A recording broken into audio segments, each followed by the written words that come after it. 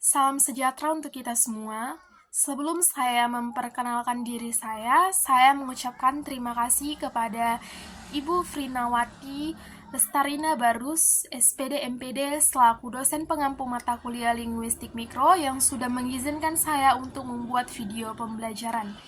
Perkenalkan, nama saya Gabriel Cecilia Slitonga. Saya dari kelas reguler B, Stambuk 2024 dengan NIM 2243111045. Di sini saya akan membuat video pembelajaran dengan materi memahami semantik. Nah, di sini yang pertama kita membahas tentang pengertian semantik. Terdapat dua pengertian semantik, yaitu secara etimologi dan secara definisi semantik itu sendiri. Di mana secara etimologi, semantik itu berasal dari bahasa Yunani, yaitu sema yang artinya tanda atau lambang. Konsep ini mengacu pada hubungan antara tanda-tanda linguistik, misalnya kata atau simbol, dan hal-hal yang ditandainya, yaitu makna atau objek yang diwakilkan.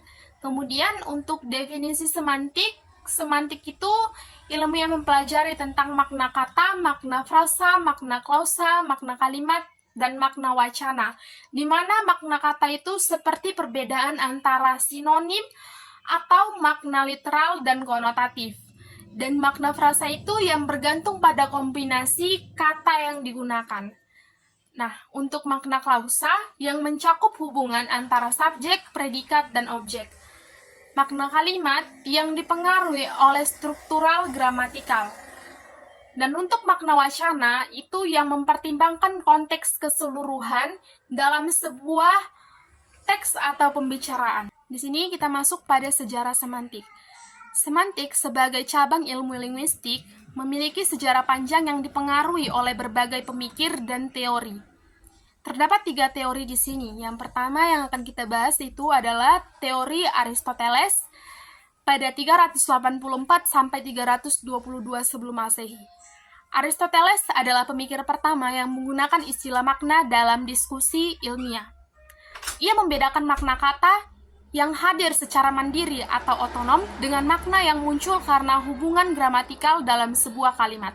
Kemudian yang kedua, ada Michael Brill pada tahun 1890-an.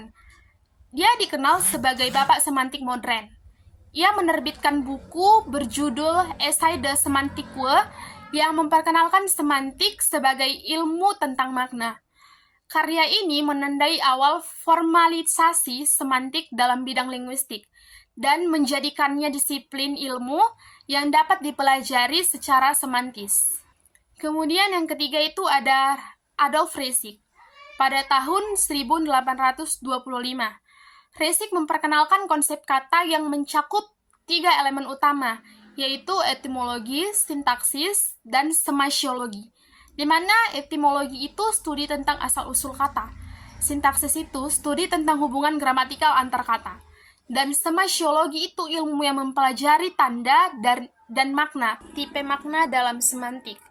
Tipe makna dalam semantik dapat dikelompokkan ke dalam beberapa tipe berdasarkan cara memahaminya, yaitu makna denotatif, konotatif, dan makna kognitif. Setiap tipe memiliki karakteristik dan fungsi yang berbeda dalam komunikasi. Yang pertama yang akan dibahas yaitu makna denotatif.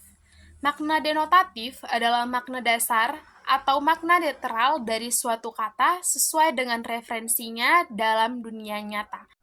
Kemudian untuk makna konotatif. Makna konotatif adalah makna tambahan atau makna asosiatif yang muncul karena pengaruh budaya, pengalaman pribadi, atau emosi. Dan kemudian yang ketiga ada makna kognitif. Artinya makna yang melibatkan pengetahuan, pemahaman, atau konsep dalam pikiran seseorang. Fokus pada bagaimana makna diproses oleh pikiran berdasarkan pengalaman, logika, ataupun konteks.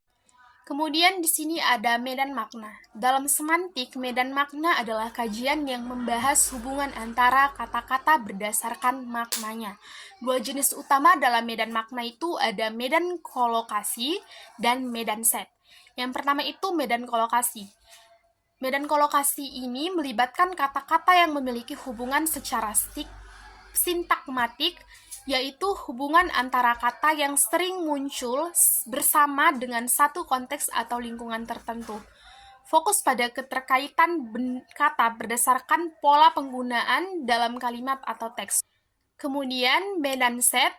Medan set melibatkan kata-kata yang memiliki hubungan secara paradigmatik, yaitu hubungan antar kata yang dapat saling menggantikan atau disubstitusikan dalam kalimat karena memiliki kategori atau makna yang serupa.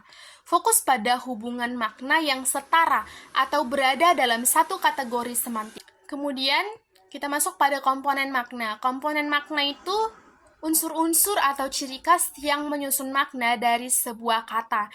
Analisis terhadap komponen makna memungkinkan kita untuk memahami hubungan antar kata, membedakan sinonim, dan memprediksi makna gramatikal.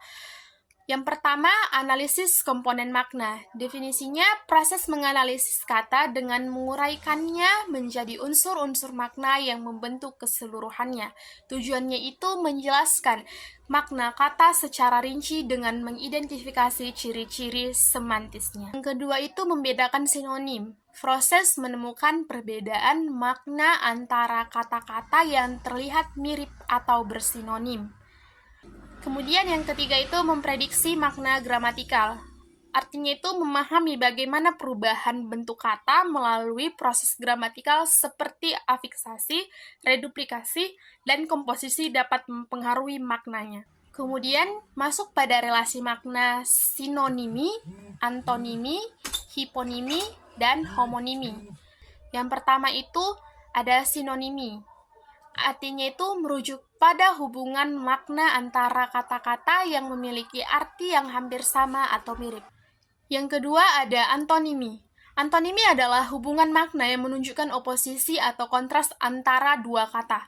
Antonim dapat berbentuk kontras langsung, skala, atau kata-kata yang dapat saling menggantikan. Kemudian ada hiponimi, artinya hubungan makna di mana satu kata atau hiponim adalah bagian dari kategori makna dan dari kata lainnya atau hipernim. Hiponim menunjukkan spesialisasi dalam konteks tertentu. Kemudian yang keempat itu ada homonimi. Homonimi itu mengacu pada hubungan makna di mana dua kata memiliki bentuk atau bunyi yang sama seperti yang memiliki hubungan yang sama, tetapi artinya itu berbeda. Kita masuk pada pengertian makna. Ketika kita mendengar seseorang berkata, apa makna dari kata itu? Itu menunjukkan bahwa kita mencoba memahami arti atau maksud yang terkandung di balik kata tersebut. Kemudian makna dalam kehidupan dan sistem bahasa. Makna dalam kehidupan sehari-hari. Makna tidak hanya terdapat dalam kata-kata, tetapi juga dalam simbol, tanda, atau lambang yang kita gunakan setiap harinya. Kemudian contohnya, tanda lalu lintas berbentuk segitiga menunjukkan peringatan, sedangkan lampu merah berarti berhenti. Sama halnya dalam konteks komunikasi manusia, kata, frasa, atau kalimat digunakan sebagai lambang untuk menyampaikan gagasan atau ide. Kemudian makna dalam bahasa sebagai sistem lambang. Bahasa adalah sistem lambang yang digunakan manusia untuk berkomunikasi. Setiap kata atau kalimat adalah simbol yang mewakili ide atau konsep tertentu. Kemudian makna dalam satuan bahasa. Makna dalam bahasa diwujudkan dalam bentuk satuan-satuan bahasa, yaitu kata unit dasar dalam bahasa, misalnya kata buku.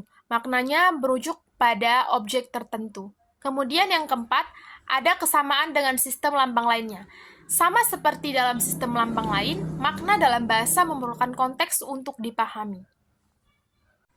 Kemudian masuk pada cakupan semantik. Semantik itu cabang linguistik yang mempelajari makna dalam bahasa. Kajian makna tidak hanya terbatas pada bahasa, tetapi juga mencakup sistem lambang dan tanda lainnya yang kita sebut sebagai semiotika. Semiotika itu adalah studi tentang makna dalam semua sistem lambang dan tanda, termasuk tetapi tidak terbatas pada bahasa. Kemudian masuk pada perbedaan lambang dan tanda.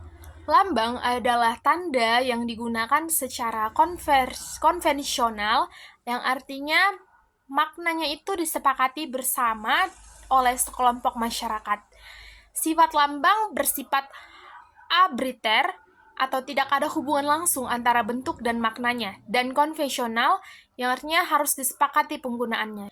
Kemudian tanda. Tanda itu sesuatu yang menandai keberadaan sesuatu yang lain dan bersifat alamiah atau langsung dapat dihubungkan dengan realitas tertentu. Kemudian kita masuk pada hubungan semantik dengan ilmu sosial. Kita masuk pada hubungan semantik dan sosiologi. Sosiologi mempelajari hubungan dan struktur sosial dalam masyarakat. Semantik membantu memahami bagaimana bahasa digunakan oleh individu dalam kelompok sosial tersebut. Kemudian ada hubungan semantik dengan antropologi. Antropologi menjelaskan budaya dan kehidupan manusia. Melalui semantik, kita dapat menganalisis makna kata-kata dalam sebuah bahasa untuk memahami budaya dan cara berpikir masyarakat pemakainya. Kemudian ada hubungan semantik dengan psikologi. Psikologi mempelajari pikiran dan perilaku manusia. Semantik membantu memahami bagaimana bahasa dan makna mempengaruhi cara seseorang berpikir, berkomunikasi, ataupun bertindak. Kemudian ada pendekatan dalam semantik. Yang pertama itu pendekatan konseptual. Pendekatan ini menyatakan bahwa setiap satuan ujaran seperti kata atau leksem memiliki konsep, gagasan, atau ide yang mengacu pada sesuatu di dunia nyata. Dasar teori ini berasal dari Ferdinand de Saussure yang menjelaskan bahwa tanda linguistik terdiri dari dua elemen utama, yaitu penanda atau signifier, yaitu wujud, bunyi atau simbol, dan yang kedua ada petanda atau signified, yaitu konsep atau gagasan di balik bunyi atau simbol tersebut. Kemudian yang kedua itu ada pendekatan komponensial.